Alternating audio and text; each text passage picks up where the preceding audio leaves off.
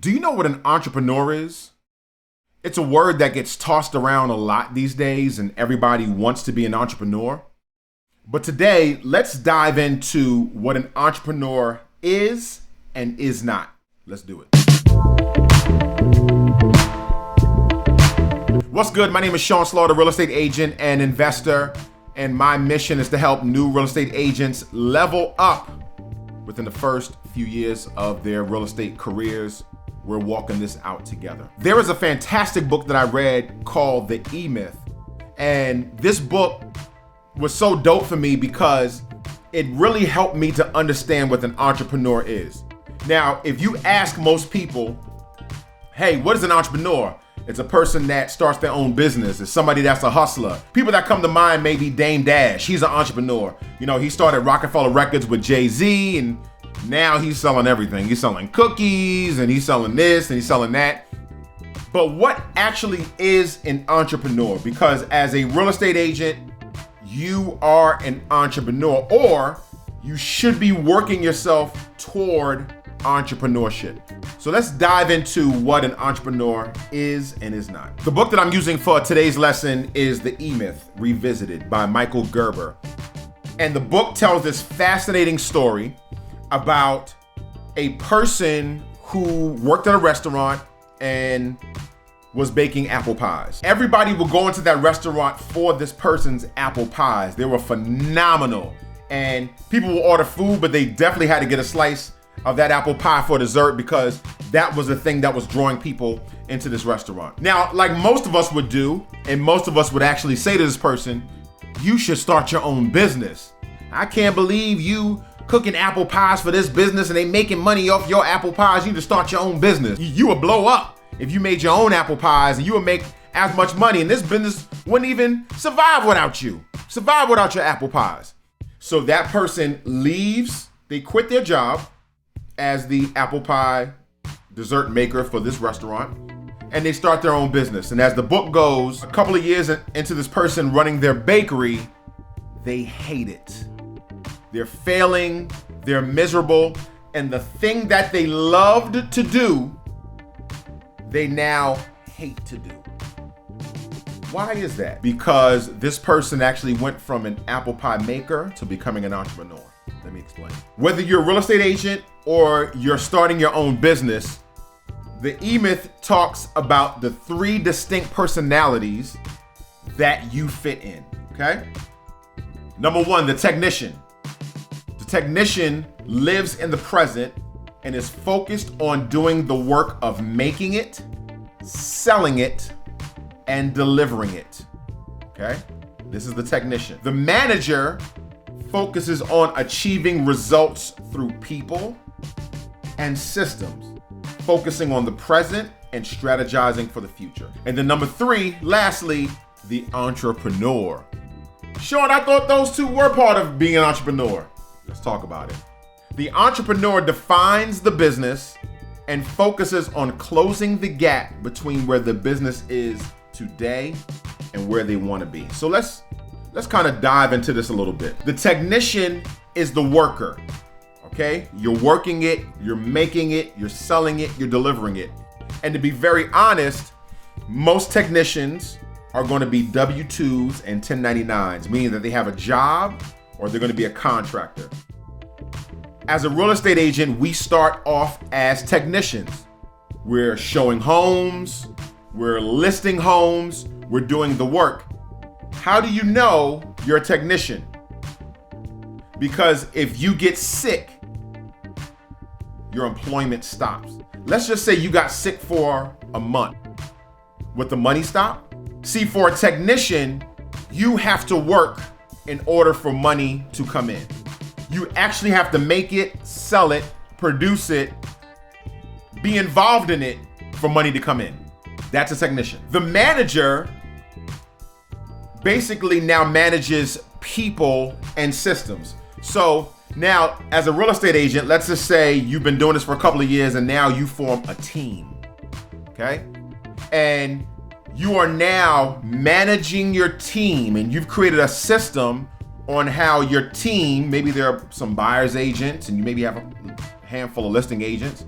Maybe you do the listings yourself, but nevertheless, you now have a team that is doing the work for you in essence.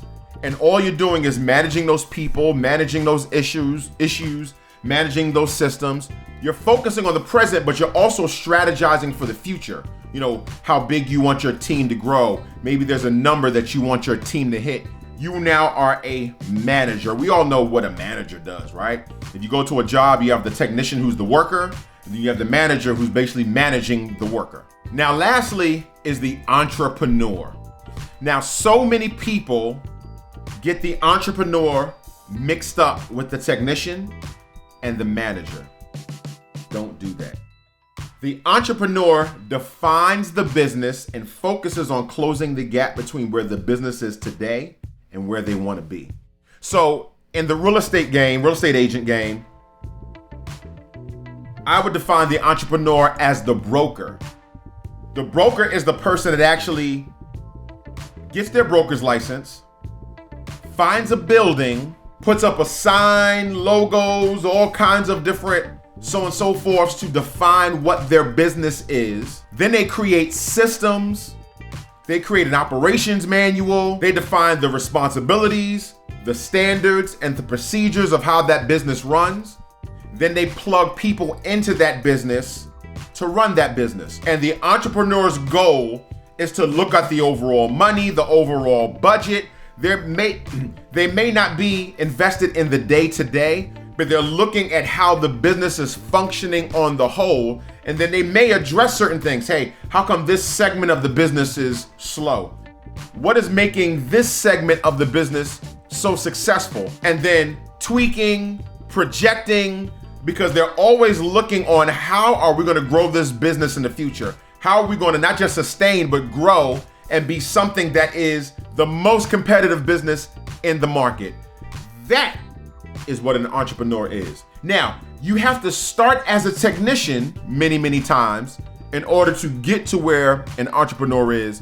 But that, my friends, is the definition of an entrepreneur. One of the ideas that the E-Myth puts forth is this: if your business depends on you, you don't own a business, you have a job, and it's the worst job in the world. Your business cannot depend on you. You should be able to go to Hawaii for a month and your business still run and you still make money. This is the goal for those that say they want to be an entrepreneur. You should be able to, if you get sick for 2 weeks, the business still function and run because it does not depend on you. This also ties into a book by Robert Kiyosaki called the Cashflow Quadrant. And he has what's called ESBI: employee, self-employed, business, and investor. On the ES, it's very hard to be wealthy. On the BI side is where you have the most probability to be wealthy. Why? Because E is employee. You don't have tax breaks. You get money taken out of your taxes right away. And if you get sick, you stop making money. Same thing as the S, the self-employed. Self-employed is a great start, and most of us call ourselves entrepreneurs because we're self-employed. Even me as a real estate agent, I have a transaction coordinator, but I'm self-employed. If I get sick, my business stops.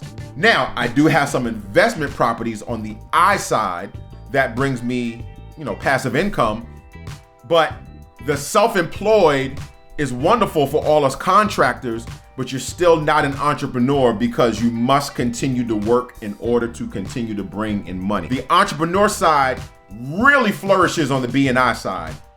B is for business, and that's where I'm talking about. You own the business. You create a system. You create responsibilities and standards and procedures. You have workers and you have managers, and it doesn't have to be huge, right?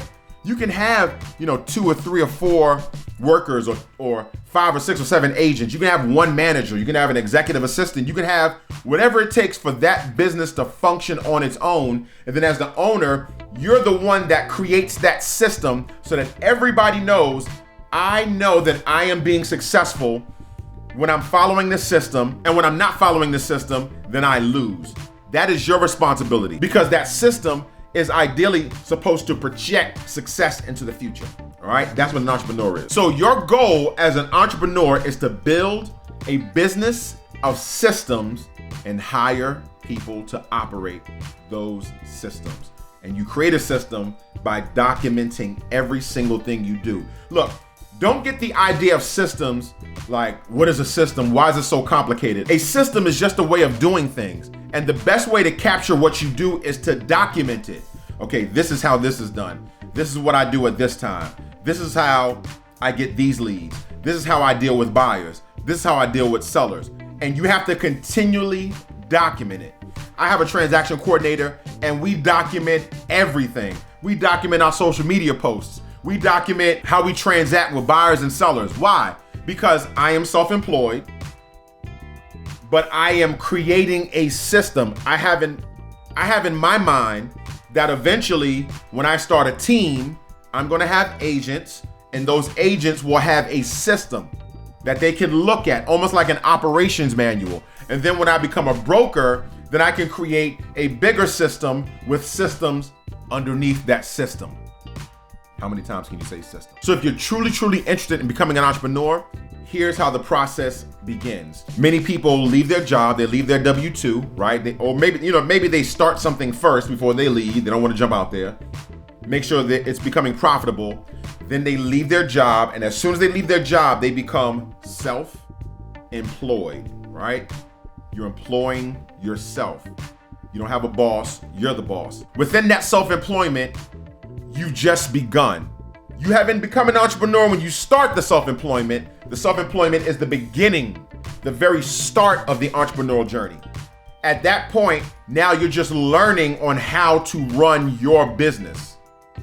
As your business begins to grow, you should be documenting every single thing, because the next thing you want to have in your mind is, I need to hire somebody to take over this piece. I need to hire somebody to take over this piece. You may be a couple of years down the road, but you should be documenting this stuff. Then you hire a transaction coordinator. Then you hire an admin. Then you hire a marketing director. And you start putting these pieces together, and they start running the system for you. And now you jump from being self-employed to being a business. Then you start bringing on some agents so that you can be in Hawaii and agents can be working, making money while you're vacationing. And the I part, which I think I forgot to mention, is the investor. In a business, you get people to do the work for you. As an investor, you get things to do the work for you, like a piece of property, all right? The property is doing the work for you. You purchase it, you put somebody in it to rent it out, and that property is housing somebody and they're paying you to be housed by that property. Or, if you're into stocks or crypto or NFTs, what are you doing? You're buying an asset, and that asset ideally is going to be doing the work for you to bring in passive income. Here's the key, entrepreneurs. The key is to leave the employee and self-employed state and get into the creating a business or investor state, to where you have systems and people that run those systems to run your business and to run your investor arms. It's okay if you're not there. Okay if you're not there. I just need to get into your mind, hey, look, being self-employed is just the beginning. Look, if you like these videos and you're watching them and you're not subscribed, go ahead and click the subscribe button. It don't cost you a thing. Also, like and karate chop that bell for notifications. I really appreciate you guys. Thank you so much for watching and engaging. I've been seeing our numbers just increase, and that just tells me that I'm helping more people. And it also motivates me to make sure that I'm doing everything that I can to put together content that really helps you guys. So again, thank you for engaging. Thank you for making these numbers go up. Please hit the subscribe button. If there's anything that you want to see, any comments that you have, put them in the comments. I'm always reading the comments and taking advice, and then I'd like to do videos based on those comments. So this is the House of Motivation, the place where inspiration lives.